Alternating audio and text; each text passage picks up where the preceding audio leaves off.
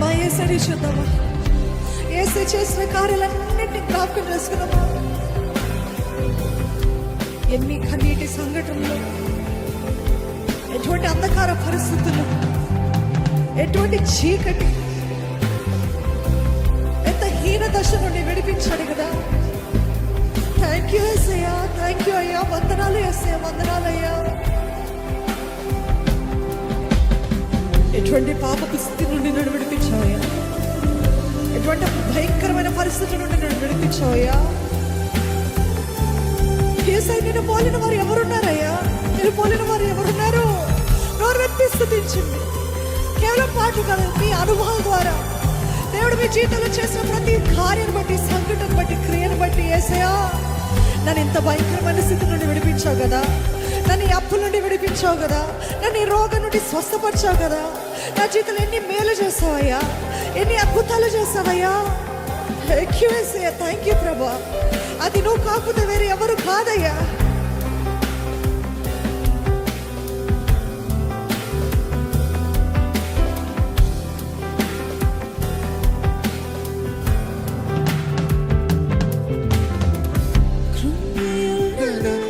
చూచి కన్నీటిని తుడిచితివయ్యా, కంటి పాప వలె కాచి కరుణతో నడిపితివయ్యా.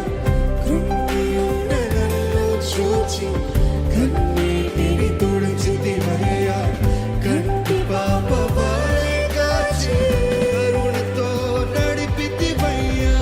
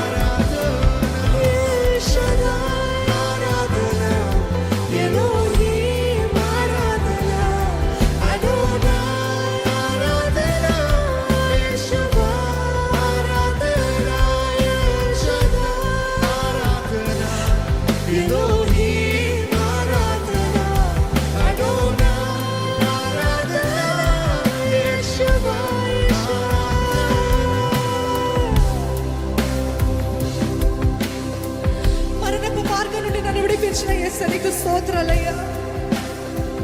నువ్వు పరమ వైద్యుడిగా వచ్చి నన్ను స్వస్థపరిచిన దేవా, నీకు వందనాలు ప్రభా. నీకు ఇష్టమైన వారి నుండి నన్ను దూరపరచ నీకు వందనాలు ప్రభా. నీ చిత్తంలో లేని వ్యక్తిని నా జీవితంలో దూరపరచ నీకు వందనాలు ప్రభా. నీ చిత్తం లేని తలుపులు మూసివేస్తా నీకు వందనాలు ప్రభా. నా జీవితాన్ని స్థిరపరిచేదేవా, నీకు వందనాలయ్యా. నువ్వు అతి శ్రేష్టమైనదే నాకు ఇచ్చే దేవుడే ప్రభా. మాకు మేలు కలుగున ఎంతో ఆనందించే దేవుడే ప్రభు నువ్వు. Can you thank God for all the close doors in your life? నా జీవితంలో నువ్వు మూసిన ప్రతి తలుపుని బట్టి నీకు వందనాలు ప్రభా. నేను ఎన్నోసార్లు కంగారు పడ్డాను, కానీ ప్రభా నువ్వు మూసేసావు. నాకు అర్థం కాలేదు అప్పుడు, కానీ ఈరోజు అర్థమవుతుంది ప్రభా. నువ్వు ఏది చేసినది నా మేలుకే. It is for my best interest Lord. I love you Jesus. I love you Lord.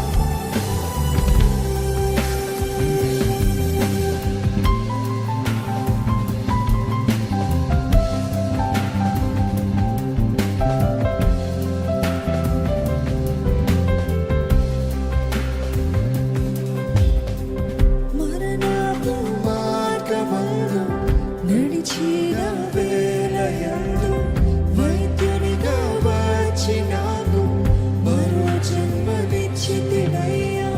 మరణపు మార్గమందు నడిచిన వేళయందు వైద్యునిగా వచ్చి నాకు మరో జన్మనిచ్చితివయ్యా. మరణపు మార్గమందు నడిచిన వేళయందు వైద్యునిగా వచ్చి నాకు మరో జన్మనిచ్చితివయ్యా. అందుకే నీవు ఆరాధన ఎలోహీం ఆరాధన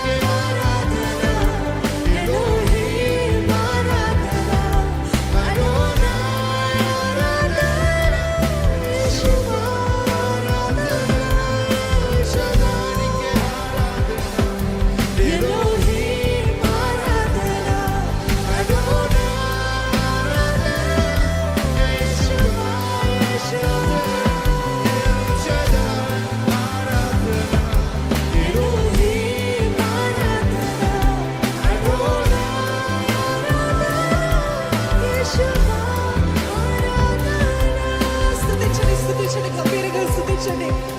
ఈ సమయంలో ప్రార్థించాలని ఆశపడుతున్నారో ప్రార్థించండి. దేవుని సన్నిధిలో మొత్తం హృదయపూర్వకంగా ఉన్నదంతా కుమరిస్తారు దేవుని సన్నిధిలో.